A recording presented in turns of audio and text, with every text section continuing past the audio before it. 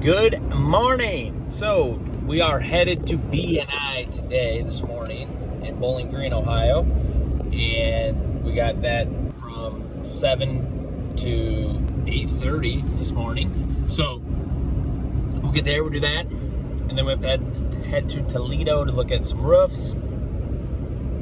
Two different properties up there we have to look at, and then we'll head back to the office to start working on some stuff.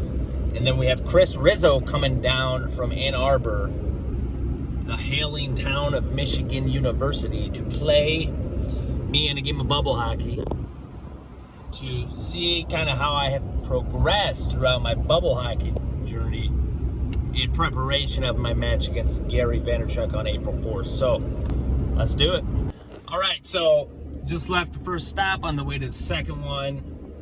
Just a shingle repair. The high winds that came through blew some shingles off. Here's a couple photos. So I just got to put together a price for them to get that fixed. They got a couple leaks. We're gonna get out there quickly, deploy the guys, and get that fixed for the customer. On our way to look at a roof that needs replaced right now, about 10 minutes away. So we will catch you in a bit.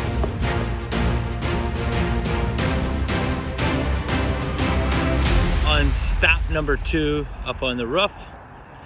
A little brisk morning here in Toledo, Ohio.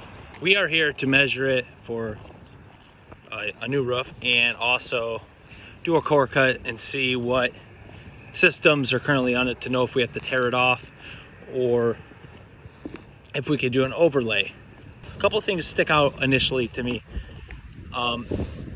For one, we have a lot of rusted stacks that are throughout this roof, some unused units. So one thing we always like to do is paint all rusted items. So we'll sand down something like this and we'll paint them. I mean, we're putting a brand new roof on here that's gonna last 20 years, 25 years, 30 years, depending on the system.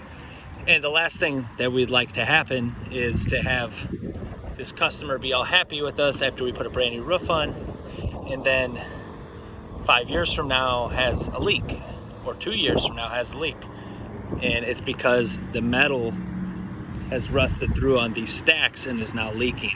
And it's not because we have PhDs and are all smart, it's because we gather from experience, and we've had that happen to us because the customer is like, hey, why didn't you fix that issue when you installed that $100,000 roof I paid for?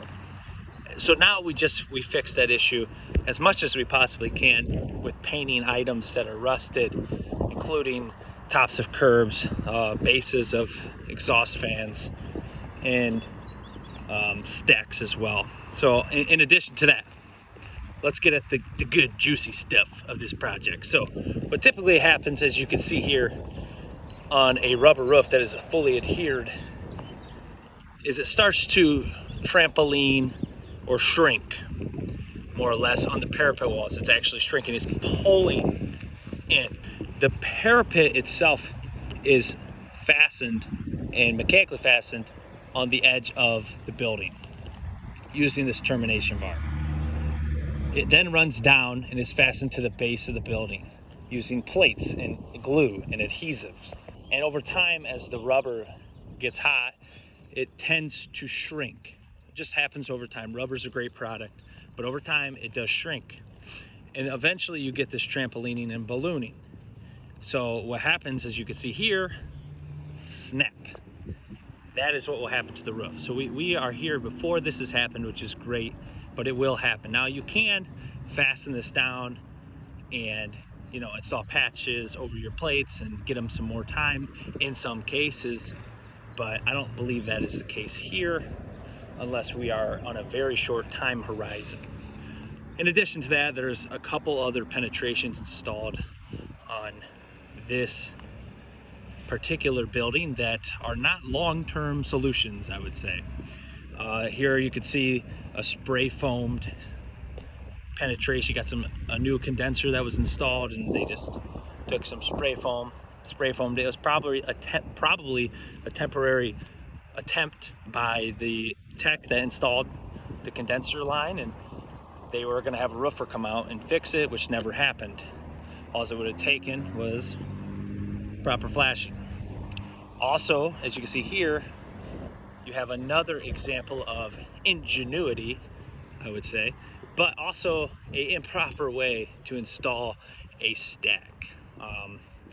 So when we do this roof, we would actually cut the old stack off, and then we'd flash directly to the PVC with the pre-manufactured stack flashing from Duralast to fit that pipe. So just a couple things. I mean, the roof has lasted them a lot of years. Seems to be a good install. When it was done, it's just, you know, it's old. It's an old roof. Roofs get old, they weather, they start to have weather events that happen to them that take more of a toll. It's kind of like knees, you know. The older you get, the more of a toll jumping off the swing set is on your knees. Same thing here, weather events take more of a toll on these roofs the older they get. This is really vulnerable to a high wind event, and it wouldn't take much to make this an emergency for the customer. So we're gonna go ahead and measure this up and do a core cut and get on with the day. So one thing to look at when we're doing a core cut here is to figure out if this is tapered insulation that tapers the water, you know, to the center, or if it's tapered deck. Chances are it is tapered insulation. So it's important to know that, so that way when you order the materials for this job, you have the proper fasteners for out here. If it's 4 inches more than it is in the center here, we don't want to have the same length of fasteners installed in the center as we do on the outside of the roof, because we're going to be going through the deck quite a bit more, which you have a lot of chance of hitting things if you do that.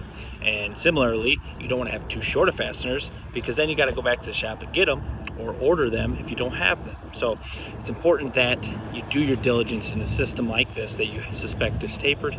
And really, you should be doing core cuts multiple places in every project, unless you have some sort of you know, knowledge of what's already there. So let's get this core cut done.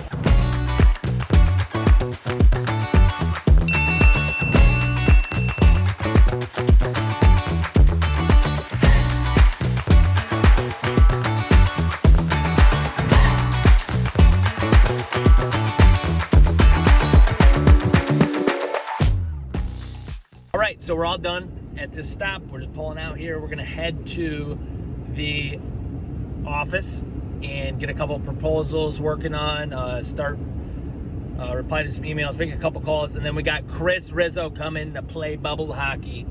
Have I gotten any better?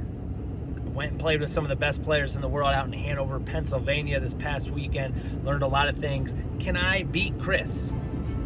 Is it possible? We'll find out.